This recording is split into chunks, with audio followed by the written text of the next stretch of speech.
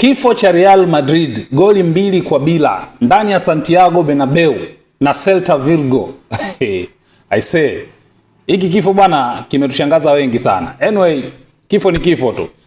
Real Madrid kwa mara ya kwanza baada ya miaka 11 anakuja kufungwa na Celta Vigo. Mara ya mwisho Celta Vigo anamfunga Real Madrid ni 2014. Now we are 2025. Celta Vigo anakuja kupata ushindi mbele ya Real Madrid. Tena Santiago Bernabeu.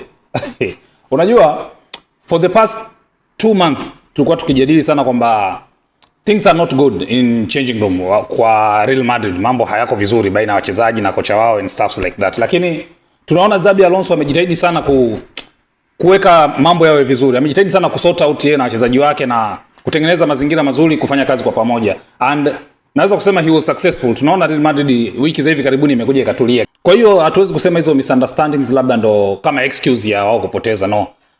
Performance ilikuwa nzuri tu ya Real Madrid, lakini pia na Celta Vigo pia waliperform. Nafikiri ni Real Madrid ndo walishindwa kuwaheshimu Celta Vigo. Hawakwenda kwa nidhamu. So wakawa wamezoea kwamba Celta Vigo ni watu ambao tunawapiga kila siku, lakini jana wamewasurprise. Celta Vigo jana amecheza pia mpira mzuri. So walistahili kupata ushindi, timu bora zaidi imepata ushindi, lakini referee was very aggressive upande wa Real Madrid. Hata Xabi Alonso amesema baada ya mechi, referee kuna maamuzi alikuwa anafanya ambayo sio sawa. Kama ile kadi nyekundu ya Fran Garcia ni sawa, huwezi kujua aliongea nini kwa sababu alicheza foul, baadaye kuna maneno akatoa ambao sisi hatukusikia.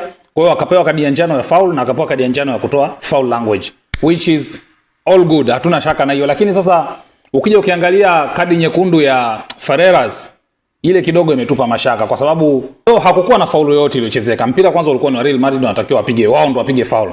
Lakini walipopiga refa akawaambia kwamba rudisheni nyuma, mmepiga sehemu sio, eneo lilopiga sio faulu likotokea.